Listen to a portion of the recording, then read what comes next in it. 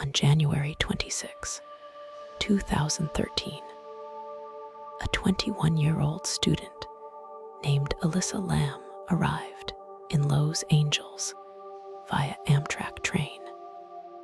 According to travel documents and credit card receipts, she was traveling alone, making a stop in California as part of a planned tour of the West Coast. Records indicate that 2 days later, on January 28, she checked into the Cecil Hotel, located at 640 South Main Street in downtown Los Angeles. The facility, a 14-story structure built in the 1920s, presented a complex logistical environment for the subsequent investigation. At the time of the check-in, the building operated under a dual business model, while the lower floors and lobby retained the historical Cecil branding. Part of the establishment had been rebranded as Stay on Main, a budget-friendly hostel aimed at younger travelers. Hotel logs show that the individual was initially assigned to a shared room on the 5th floor. However, following complaints from roommates regarding what was described as odd behavior, hotel management moved her to a private room 2 days after her arrival. This administrative action created a specific paper trail that placed her alone in her quarters during the critical window of time leading up to her disappearance. During this period, phone records and internet activity confirm that she remained in contact with her family in British Columbia, adhering to a daily routine of communication. This pattern of behavior is notable to investigators because it establishes a baseline of reliability. The sudden cessation of this communication on January 31st was the primary deviation that triggered the official inquiry. The timeline of events shifted from a standard travel itinerary to a missing persons case on the 1st of February. When the daily check-in call did not occur, the family contacted the Los Angeles Police Department. An official report was filed, and the investigation commenced under the jurisdiction of the Robbery Homicide Division, which handles complex missing persons cases. Procedurally, law enforcement began with a standard canvass of the last known location. Officers conducted a physical search of the hotel premises, including the guest's room. Items recovered from the room included her identification, medication, and luggage, suggesting that she had not intended to leave the facility permanently. Investigators noted that the initial search of the building was complicated by the sheer size and layout of the structure. The Cecil Hotel contains hundreds of rooms, a labyrinthine basement, and multiple access points to fire escapes. During the first week of February, search dogs were deployed to the location. According to the handler's reports, the canines tracked the individuals sent to a window on the 14th floor, leading to a fire escape, but lost the trail at that specific point. This detail would later become significant when analyzing the potential routes taken by the individual. At this stage in the investigation, law enforcement also requested access to the hotel's surveillance system. The security footage provided by the hotel management became a central piece of evidence. The system, which recorded to a hard drive, captured the individual entering an elevator on February 1st. This video, stamped with a time code that has been the subject of scrutiny due to potential editing or slowing, documents the last verified sighting of the missing person. The footage shows the individual entering the cabin, pressing multiple buttons and peering out into the hallway. The elevator doors do not close for a significant duration. The individual is seen stepping in and out of the cabin, making gestures with their hands, and appearing to speak to someone or something outside the frame, though no other person is visible on the recording. While the public release of this footage later generated immense speculation, the procedural utility of the video was to establish her physical condition and location. Investigators analyzed the footage for signs of intoxication or distress. The behavior exhibited was consistent with certain psychological episodes, but without a toxicology report, this remained a working theory rather than a confirmed fact.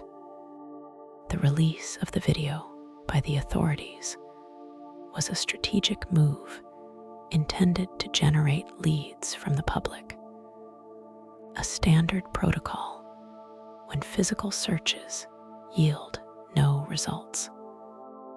For nearly 3 weeks, the investigation remained active but stalled.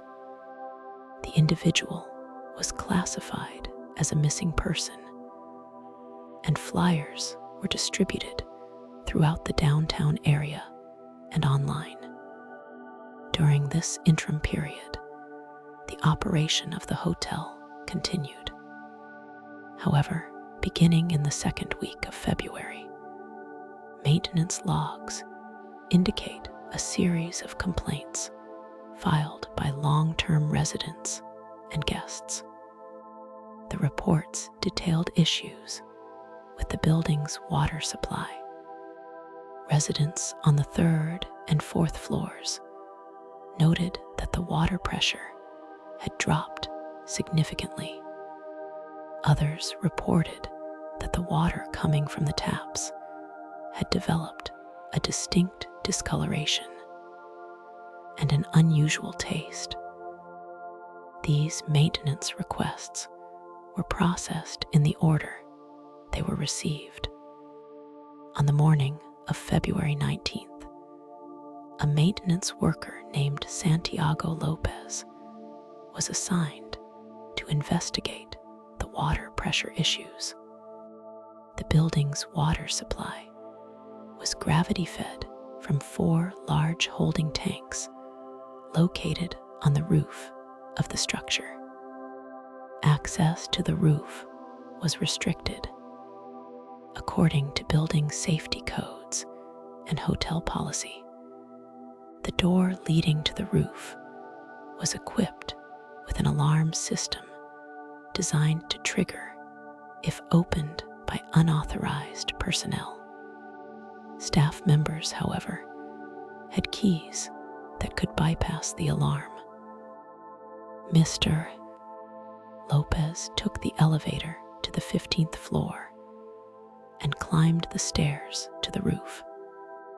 Records state that upon arriving at the bank of 4 tanks, he noticed the heavy hatch on the main tank was open. This detail has been debated, as subsequent police reports contained conflicting notes regarding whether the lid was open or closed upon discovery. However, the maintenance workers' initial account to the first responding officers indicated the hatch was removed. Upon peering inside the tank, which stood roughly 8 feet tall and 4 feet in diameter, he observed the missing individual floating face up in the water. The water level was estimated to be approximately 3/4 full. The discovery fundamentally altered the nature of the police response. The status of the case shifted immediately from a missing persons investigation to a recovery operation and a death investigation. The location was secured, and the Los Angeles Fire Department was dispatched to assist with the extraction. The logistical challenge of recovering the individual from the tank was significant. The opening of the tank was too narrow for a standard extraction without risking damage to the evidence or the structure. Consequently, the tank had to be drained, and power tools were utilized to cut a section of the metal casing to allow access. This process took several hours, during which the scene was documented by forensic photographers. The condition of the individual upon recovery provided the first tangible forensic data. The clothing found on the person matched what was worn in the elevator surveillance video: a red hoodie and shorts. However, reports note that the clothing was not on the person, but was found floating in the water alongside them. Also recovered from the tank were the individual's room key and a watch. The presence of the room key in the tank was a critical data point, suggesting the individual had maintained possession of it throughout the incident. The autopsy was conducted by the Los Angeles County Department of Medical Coroner. The final report, released months later, provided a clinical analysis of the physical evidence. The examination found no evidence of external trauma. There were no ligature marks, no signs of a struggle, and no defensive wounds. The lack of trauma suggested that the individual had not been subjected to a physical assault prior to entering the tank. This finding was pivotal in ruling out certain theories regarding the involvement of a second party. Toxicology screening was extensive. The analysis tested for a wide range of narcotics, stimulants, and prescription medications. The results indicated that the individual had not consumed recreational drugs or alcohol. Traces of prescription medication consistent with treating bipolar disorder were present, but the levels suggested that the individual may have been undertaking her medication, or at least that the levels were not within the therapeutic range at the time of the loss of life. The medical examiner ultimately ruled the manner of death as accidental, with the primary cause listed as drowning. The report cited bipolar disorder as a significant contributing factor. However, the document also noted that the complete circumstances could not be fully resolved. the logistical question of how the individual accessed the roof without triggering the alarm, and subsequently how they entered the water tank, remained a matter of procedural debate. To access the tank, one would need to bypass the alarmed door, climb a ladder to the platform where the tanks rested, and then scale the side of the tank itself to reach the hatch.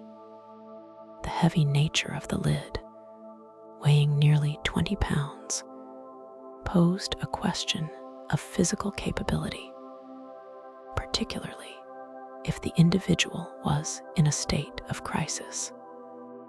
While law enforcement concluded that no foul play was involved, the physical evidence, specifically the location of the recovery, created a complex scenario that required investigators to balance the lack of forensic evidence pointing to a suspect against the improbable mechanics of the event. The timeline of the investigation reveals a specific gap between the cessation of communication on January 31st and the discovery on February 19th. During those 19 days, the individual was located within the building's infrastructure, while active searches were conducted by law enforcement and private parties. The failure to check the water tanks during the initial canvass was noted as a procedural oversight, though not a violation of standard protocol, as roof tanks are not typically considered accessible areas for guests. The context of the case is defined by these tangible records: the electronic trail of the key card, the digital footprint of the elevator footage, the maintenance logs regarding water pressure, and the final pathology report. Each document serves as an anchor point in a narrative that is often obscured by speculation. The investigation relied heavily on the doctrine of evidence, prioritizing what could be physically proven over theoretical possibilities. By the time the case was closed, the Los Angeles Police Department had conducted numerous interviews with hotel staff and guests.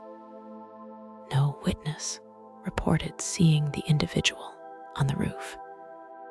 No security footage captured the ascent to the tank area, as the roof lacked comprehensive camera coverage. The conclusion reached by authorities relied on the absence of exclusionary evidence, specifically the lack of DNA from a third party and the lack of physical trauma, rather than a definitive reconstruction of the final moments. The water tank itself, a functional piece of the hotel's utility system, became the final repository of evidence, preserving the individual in a state that allowed for toxicological analysis, but degrading the potential for other forensic indicators due to the prolonged immersion. The procedural history of the Cecil Hotel also provided context for the investigation. Law enforcement records show a high volume of calls to the address over the preceding years, ranging from domestic disputes to medical emergencies. This high baseline of activity meant that the initial missing persons report was one of many incidents managed by the local precinct that week. It was only the discovery of the individual in the water supply, a direct health hazard to the building's occupants that elevated the case to a level of international scrutiny. The intersection of a public health crisis with a missing persons case created a unique set of pressures on the investigating agencies, forcing a rapid, though clinically thorough, conclusion to the inquiry. In the final analysis, the records describe a sequence of events driven by a breakdown in mental health management, an unsecured or accessible facility infrastructure, and a timeline of discovery dictated by the mechanical failure of the hotel's water system. The evidence presents a tragedy of circumstance and location, documented through the unfeeling lens of security cameras and autopsy tables. The investigation into the death of Elisa Lam remains a case study in how forensic pathology and procedural limitations intersect when a subject is recovered in an environment that defies easy explanation. On January 26, 2013, a 21-year-old Canadian student named Elisa Lam arrived in Los Angeles. According to travel documents and hotel registries, she checked into the Cecil Hotel on Main Street in downtown Los Angeles. Records indicate she was initially assigned to a shared room on the 5th floor. However, within 48 hours, hotel management received complaints from roommates regarding what was described in logs as odd behavior.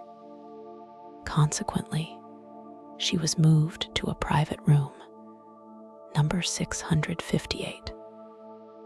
The timeline of the incident begins to fragment on January 31st. This was the date Elisa was scheduled to check out of the Cecil Hotel and travel to Santa Cruz. Throughout her trip, records show she had maintained daily telephone contact with her parents in British Columbia. On January 31st, that pattern of communication ceased.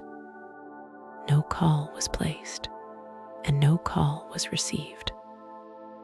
When the 24-hour mark passed without contact, her parents alerted the Los Angeles Police Department. The case was assigned to the Robbery Homicide Division, a standard procedure for missing persons cases involving potential foul play or suspicious circumstances. Investigators began their inquiry by attempting to reconstruct the final confirmed movements of the individual. Receipts and witness statements placed Elisa at a nearby establishment, the Last Bookstore, on the afternoon of January 31st. An employee later stated to investigators that she appeared outgoing and purchased books and music for her family. This was the last verified sighting of her outside the hotel. Back at the Cecil Hotel, investigators noted that her key card had accessed her room on the night of the 31st. But the electronic lock logs showed no further activity after that evening.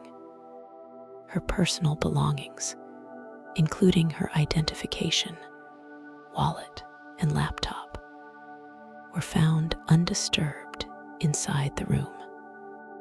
This evidence suggested that she had not intended to leave the premises permanently when she exited her room for the final time.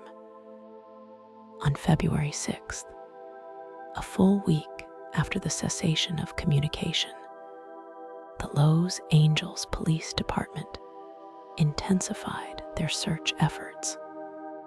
Canine units were brought into the facility.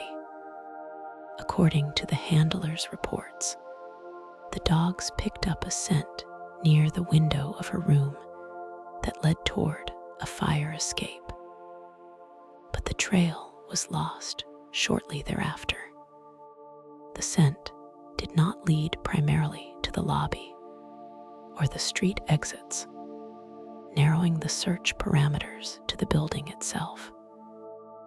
Officers conducted a floor-by-floor search of the hotel. This included the rooftop.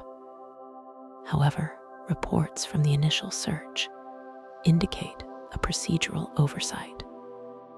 While officers traversed the roof and utilized air support to scan the area, they did not physically inspect the interior of the 4 large water tanks situated on the concrete platform. The lids were closed, and without specific cause to breach the water supply, the interior of the tanks remained unexamined.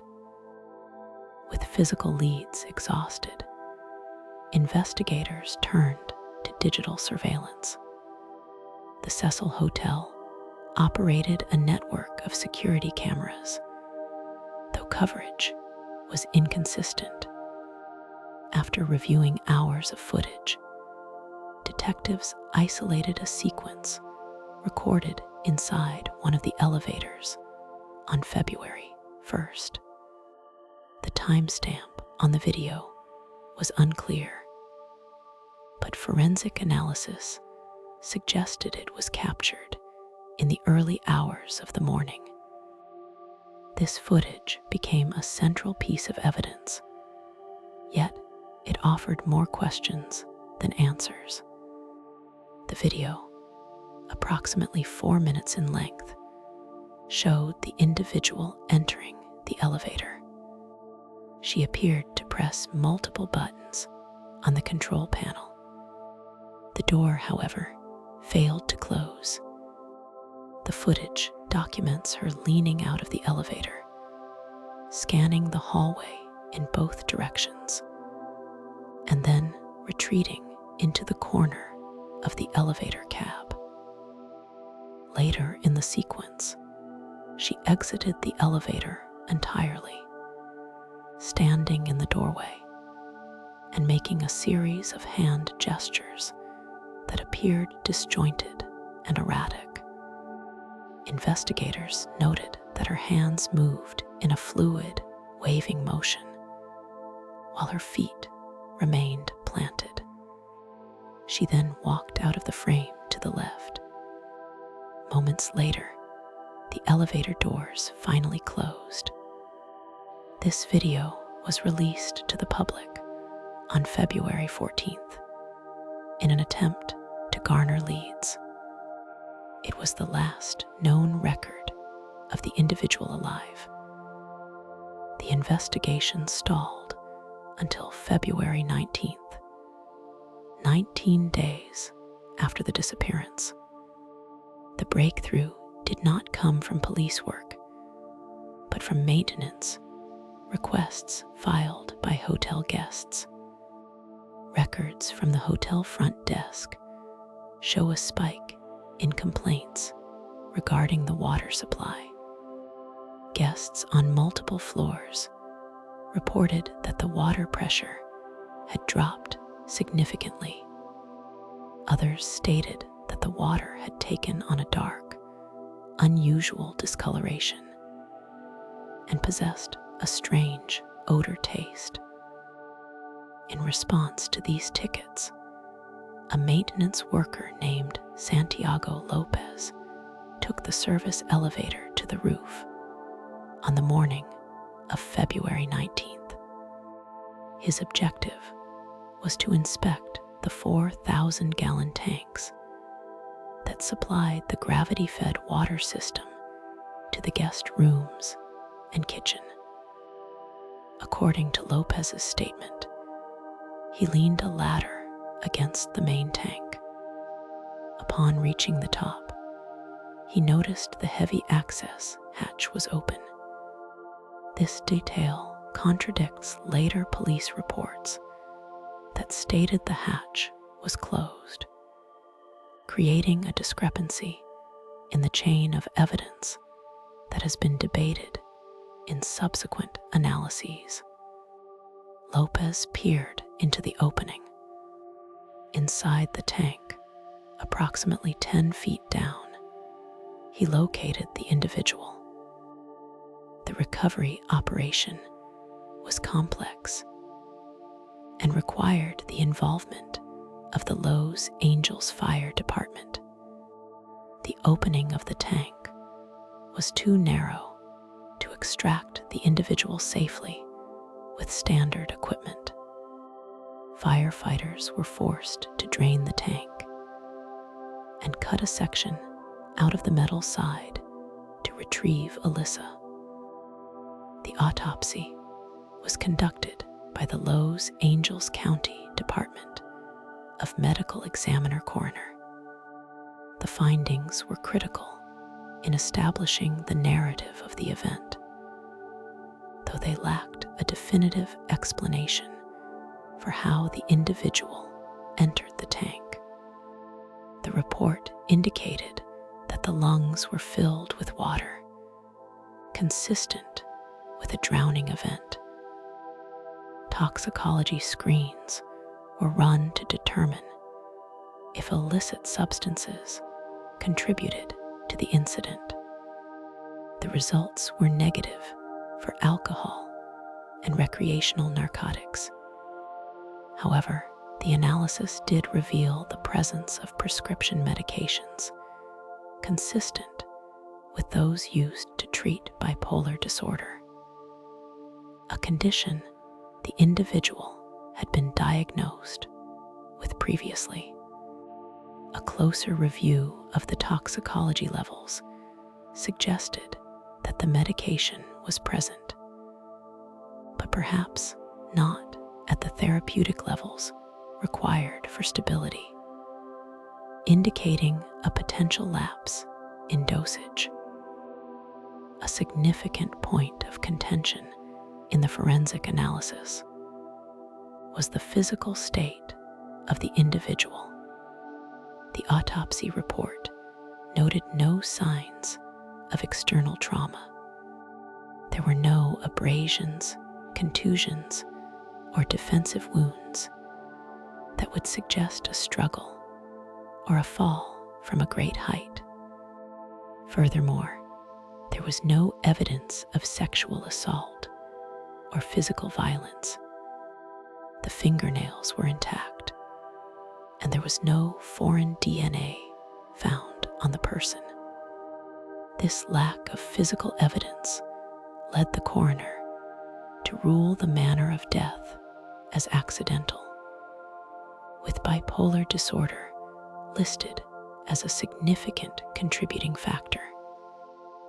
However, the procedural mechanics of the event presented a logistical paradox that investigators struggled to reconcile.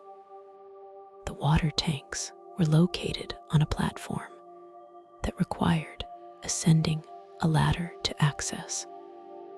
The tanks themselves were cylindrical, standing roughly 10 feet tall.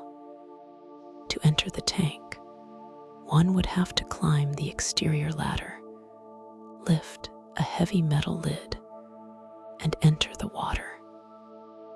The hotel's alarm records for the roof door were reviewed. The door was alarmed and was supposed to trigger a signal to the front desk if opened without a staff key. There is no record of the alarm sounding on the night of January 31st or the morning of February 1st. This implies three possibilities. The alarm was malfunctioning. The individual had access to a staff key, or the individual accessed the roof via the fire escape, which bypasses the alarmed door. The issue of the tank lid remains the most significant discrepancy in the case file. If the maintenance worker's initial account was correct and the lid was open, it suggests the individual climbed in and was unable to climb back out as the water level was below the rim. However, if the police report is accurate and the lid was closed when officers arrived, it implies the individual entered the tank and managed to close the heavy lid from the inside while treading water. A physical feat that investigators noted would be extremely difficult. The clothing found on the individual matched what was seen in the elevator video: a red hooded sweatshirt and shorts. Interestingly, the clothing was not on the person, but was found floating in the water beside them. The decomposition of the fabric and the state of the remains made precise time of death estimation difficult, but the condition was consistent with the individual having been in the water for approximately 2 weeks, aligning with the date of disappearance. The conclusion of the official investigation rested on the theory of a manic episode resulting in accidental drowning. The behavior in the elevator, hiding from unseen observers, speaking to empty space, and the erratic hand movements was interpreted by psychological consultants as consistent with a psychotic break or severe manic episode. The theory posits that in a state of paranoia or confusion, the individual sought refuge on the roof, climbed into the tank to hide, and was subsequently unable to escape. Despite the official ruling, the procedural failures in the initial search cast a shadow over the investigation.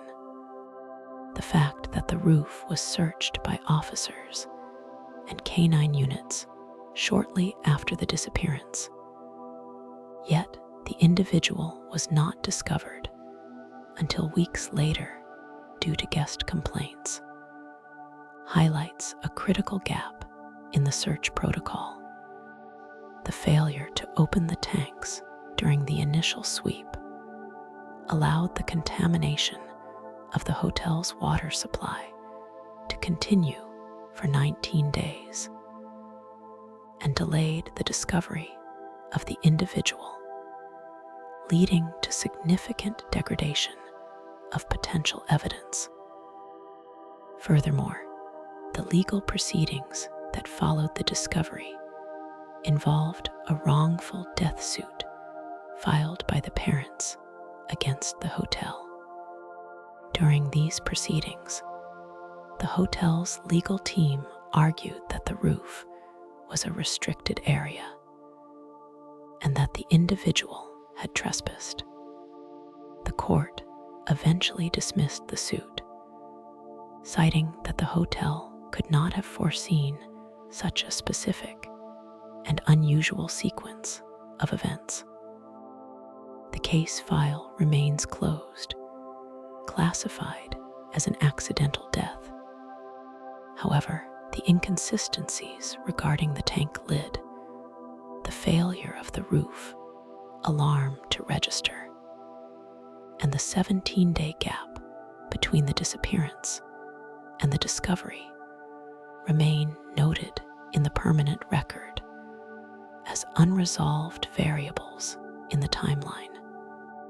The investigation relied heavily on the absence of evidence, no trauma, no second person on video, no foreign DNA, rather than positive proof of the sequence of events that led Elisa Lam into the water tank on that February morning. The doctrine of evidence in this case points not to a perpetrator, but to a tragic intersection of mental health crisis and procedural oversight. On January 31st, 2013, the timeline of the investigation began not with the discovery of an incident, but with a break in routine. Elisa Lam, a 21-year-old student traveling alone in Los Angeles, failed to contact her parents. According to family statements, this daily check-in was a strict protocol. When the call did not come, her parents contacted the Los Angeles Police Department.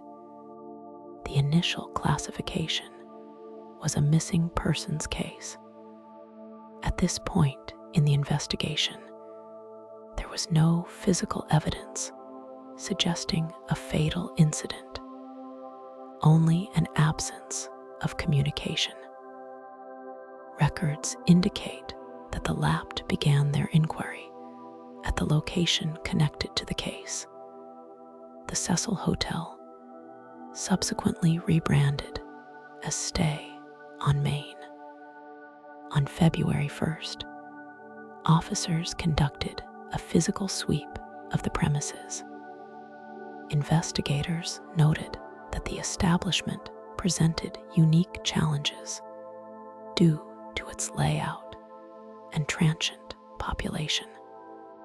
The hotel contained roughly 700 rooms, divided between long-term residents and short-term budget travelers. Police logs show that detectives approached the investigation by retracing the movements of the individual within the building. Staff interviews revealed that Elisa Lam had initially been assigned to a shared room on the 5th floor. However, following complaints from roommates regarding odd behavior, hotel management moved her to a private room on January 28th. This administrative record provided investigators with a specific geographic focus within the building. During the first week of February, the investigation relied heavily on canvassing and physical searches. Officers utilized canine units to track the scent of the individual. According to the handling officers, the dogs tracked the scent to a window on the 14th floor that led to the fire escape. But the trail was lost at that point. This loss of scent became a critical detail in later analyses, as it suggested the individual might not have left the building via the ground floor exits. Simultaneously, investigators conducted a search of the roof. The procedural failure documented in this phase would later become a focal point of public scrutiny. While air support and officers on the roof scanned the area, they did not physically inspect the interior of the 4 large water cisterns located on the elevated platform. The search was visual and external, satisfied that the individual was not on the roof surface. The teams cleared the area.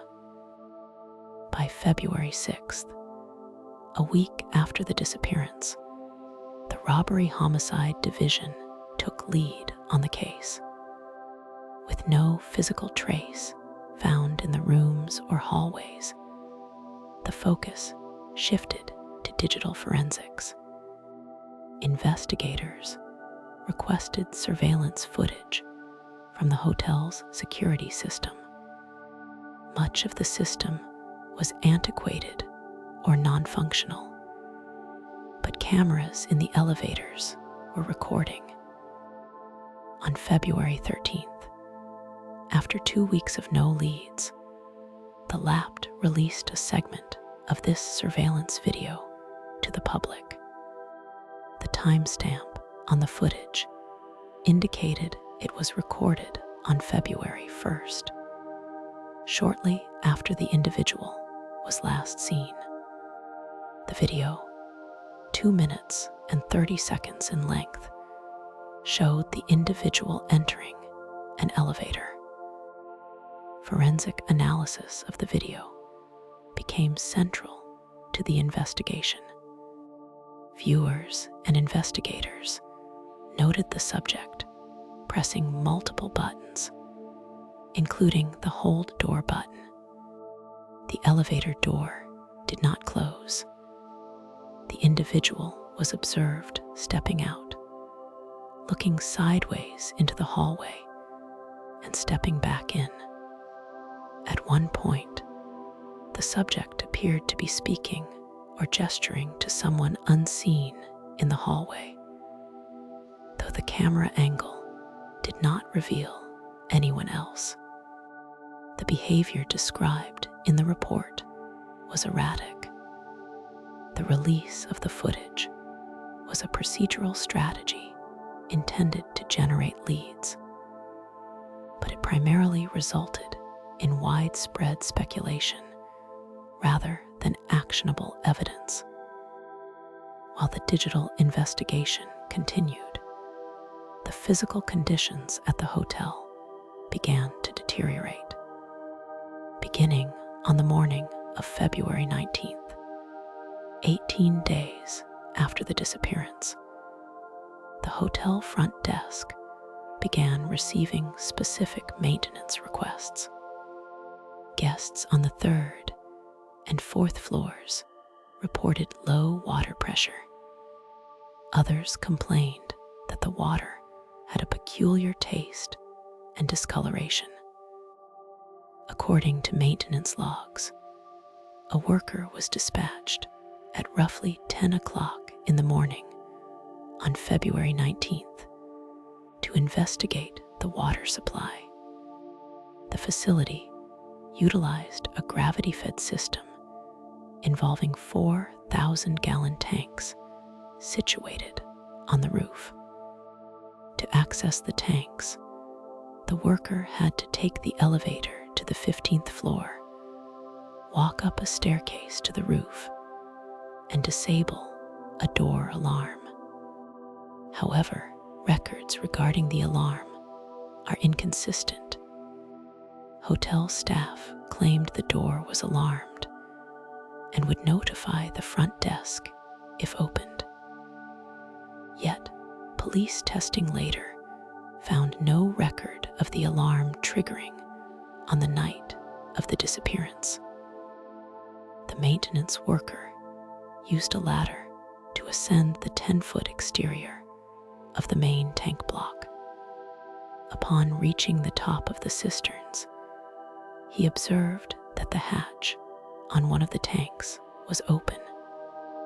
Looking inside, the worker discovered the individual floating face up in the water.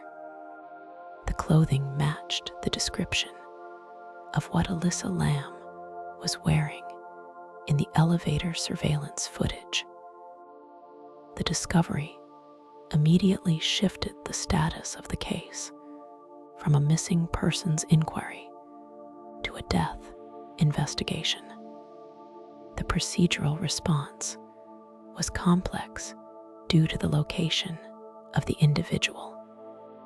The opening of the tank was too small to easily retrieve the individual without compromising the integrity of potential evidence. Consequently, the Los Angeles Fire Department was called to assist. Operations logs from the fire department detail the extraction process. First responders had to drain the tank. Once the water level was lowered, they used heavy equipment to cut a hole in the side of the metal reservoir. This destructive entry was necessary to remove the individual with care.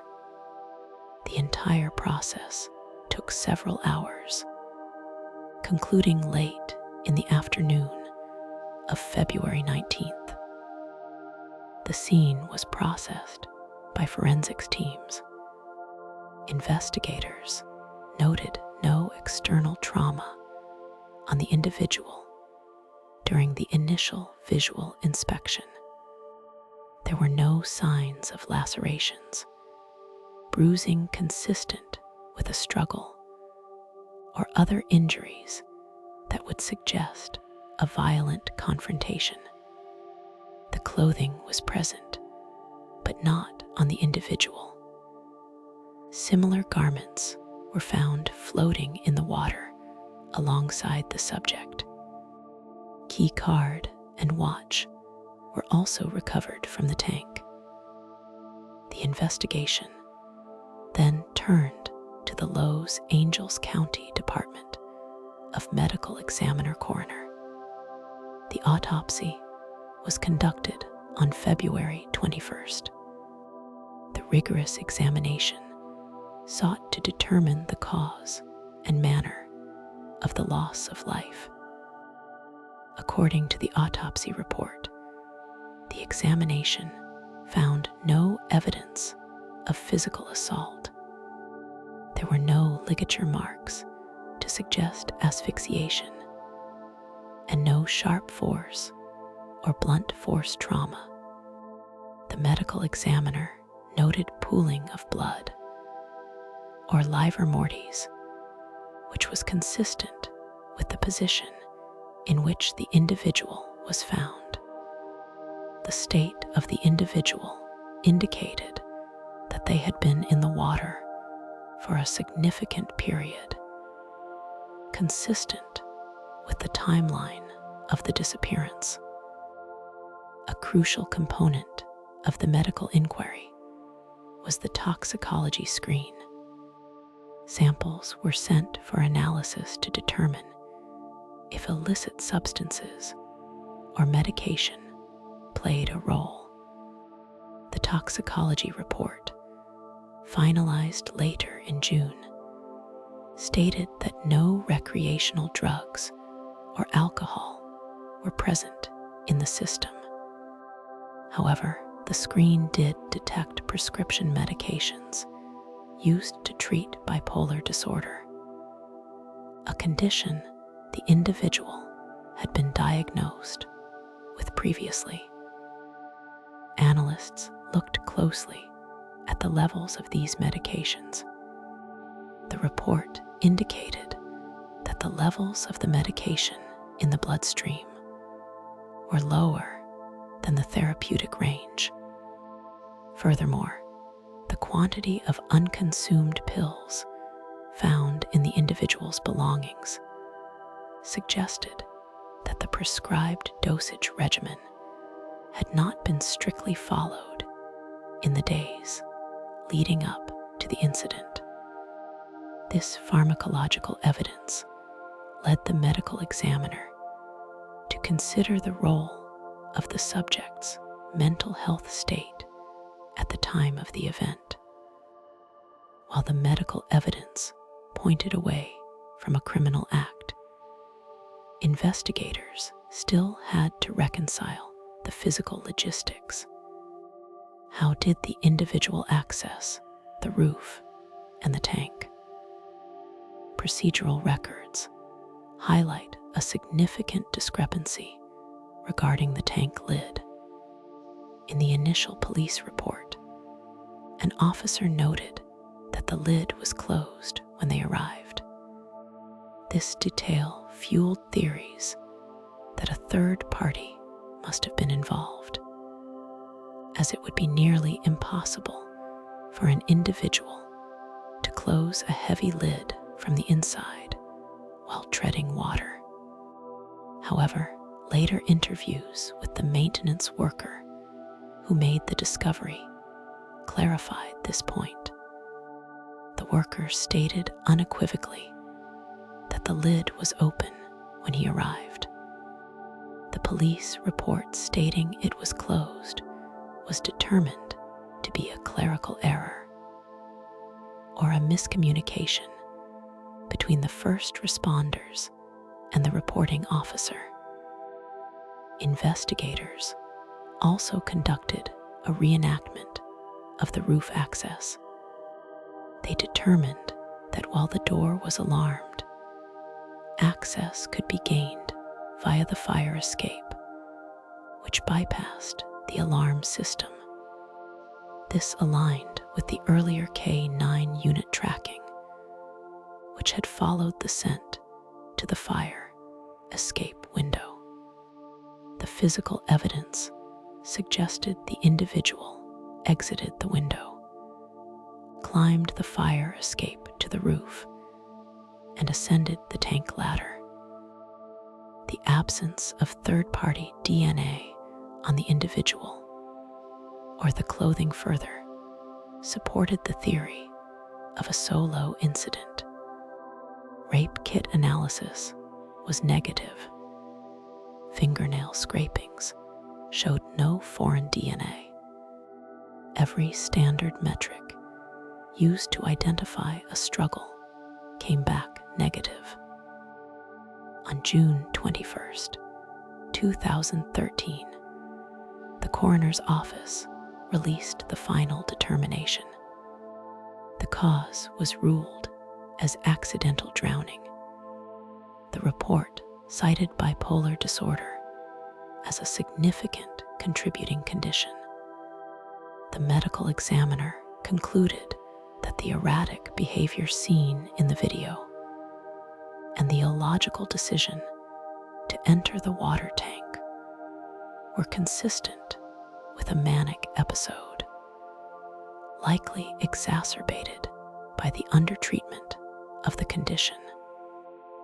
Despite the official ruling, the investigation left several procedural questions open. The failure of the initial roof search to inspect the interior of the tanks delayed the discovery by 2 weeks. The confusion regarding the position of the tank lid created a lasting ambiguity in the official record, even after the correction was issued. The timeline of the investigation reveals a case defined by missed opportunities and logistical complexities. From the initial misclassification of the search zone to the delay in identifying the location of the individual despite the K9 alert. The process highlighted the difficulties of searching a large, complex structure like the Cecil Hotel. The conclusion relied heavily on the absence of evidence for a crime, no trauma, no foreign DNA, no witnesses, rather than direct evidence of the accident itself. The ruling of accidental drowning closed the file, attributing the event to a tragic intersection of mental health crisis and environmental opportunity, rather than criminal intent. On the morning of February 19th, 2013, the investigation at the Cecil Hotel shifted from a missing persons inquiry to a recovery operation. At approximately 10 in the morning, a maintenance worker named Santiago Lopez responded to complaints from residents regarding the building's water supply. Guests had reported low water pressure and an unusual discoloration in the water flow. According to maintenance logs, Lopez took the elevator to the 15th floor and then proceeded up the staircase to the rooftop, where the hotel's 4 large gravity-fed water tanks were located. Upon reaching the roof, Lopez noticed the hatch to one of the tanks was open. He climbed the ladder to inspect the interior. Inside the tank, approximately 3/4 full, he discovered the individual who had been the subject of the weeks-long search. The person was floating face up in the water. Lopez immediately notified the authorities. The recovery process presented immediate logistical challenges for the Los Angeles Fire Department. Initial assessments indicated that the opening at the top of the tank was too narrow to retrieve the individual safely without compromising the physical evidence or causing damage to the remains. First responders determined that attempting to pull the person through the hatch was not viable. Consequently, the tank had to be drained. Once the water level was reduced, heavy equipment was utilized to cut a rectangular opening into the side of the metal tank, allowing personnel to extract the individual. Investigators noted that the person was found without clothing. However, clothing matching the description of what the subject was wearing in the widely circulated elevator surveillance footage was recovered from inside the tank. This included a red hooded sweatshirt, a gray t-shirt, black shorts, and sandals. A room key for the hotel was also found within the tank. The items were bagged and tagged for forensic analysis. The autopsy was conducted on February 21st, 2013. The examination was critical in establishing the cause of the fatal incident and determining if any criminal involvement had occurred. The coroner's report was extensive. The external examination revealed no evidence of major physical trauma. There were no indications of blunt force injuries, no fractures, and no marks suggesting a struggle or physical altercation. The lack of defensive wounds was a primary factor in the direction the investigation subsequently took. A significant portion of the forensic analysis focused on toxicology.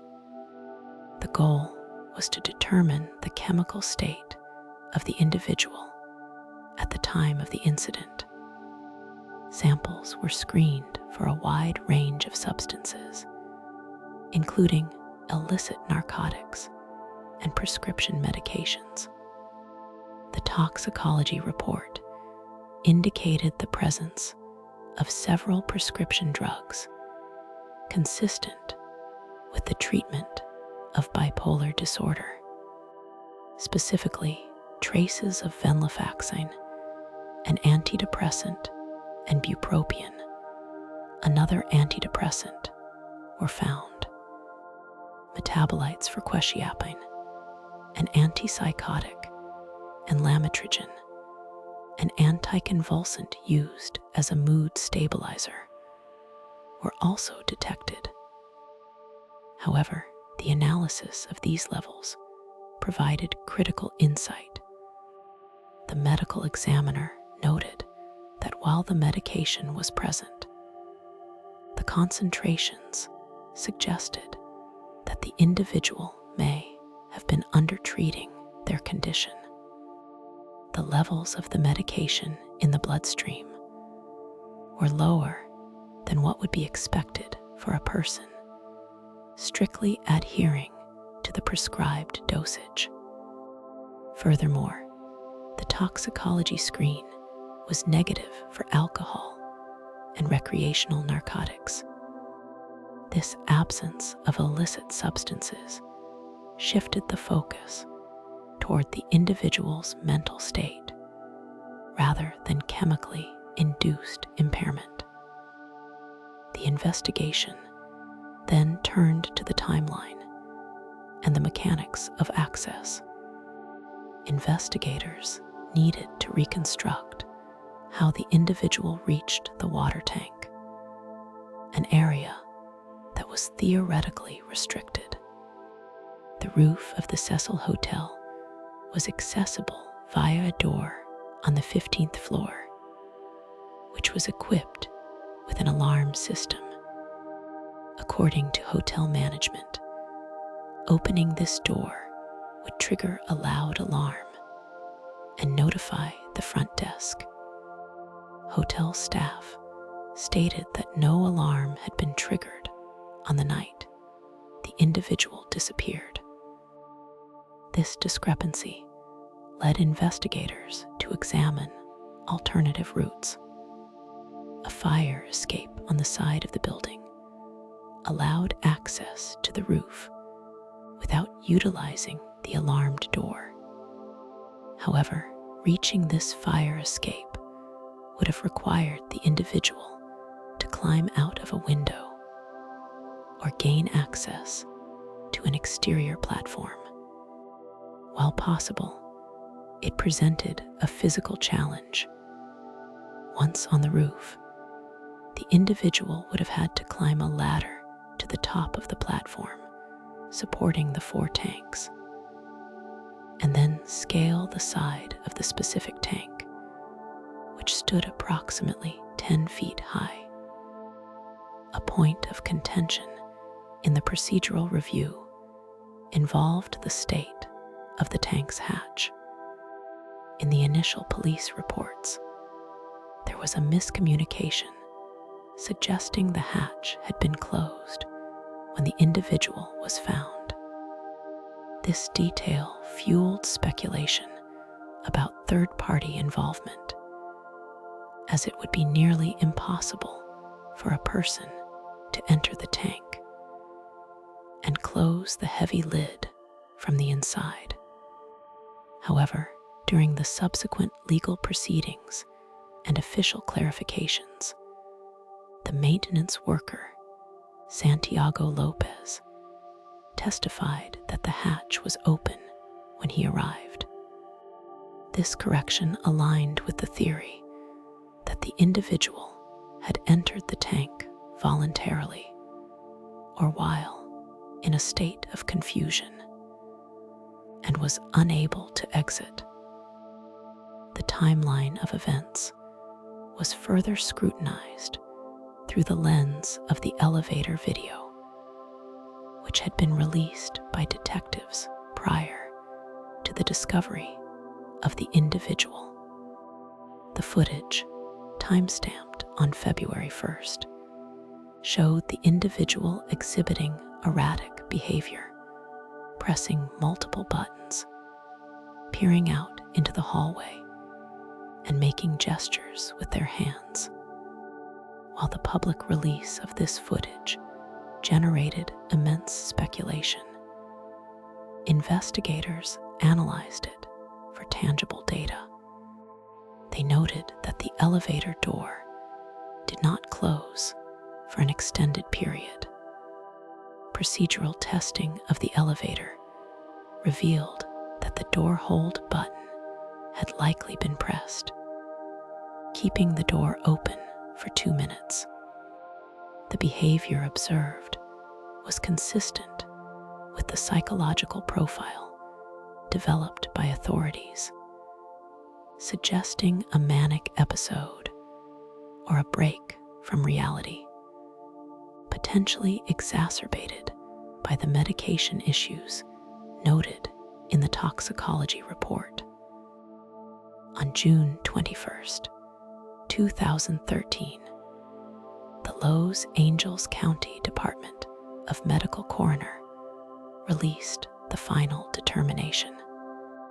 The report ruled the manner of the fatal incident as accidental. The cause was listed as asphyxia due to immersion in water. A significant contributing factor cited in the report was the individual's bipolar disorder.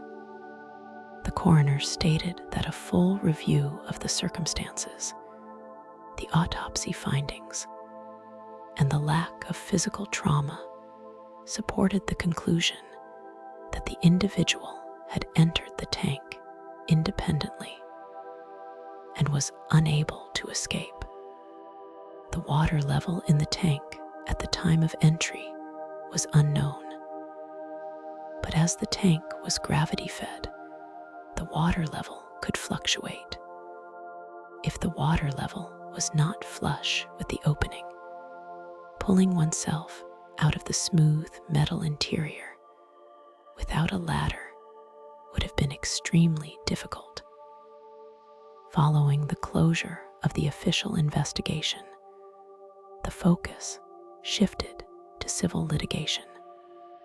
In September 2013, the parents of the individual filed a wrongful death lawsuit against the Cecil Hotel.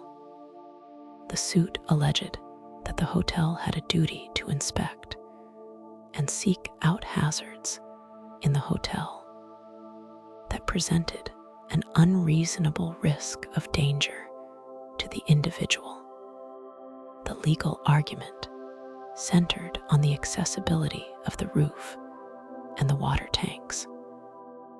During the discovery phase of the lawsuit, the hotel's legal team presented evidence regarding the security measures in place. They argued that the roof was clearly marked as a restricted area and that the fire escape and alarmed doors were sufficient deterrents for a reasonable person. They emphasized that in the 80-year history of the building, no unauthorized person had ever climbed the water tanks. The court examined the concept of foreseeability. The legal question was whether the hotel management could have reasonably predicted that a guest would bypass the alarm system or use the fire escape, climb the platform, scale the water tank, and enter it. In December 2015, the Los Angeles Superior Court granted a summary judgment in favor of the hotel.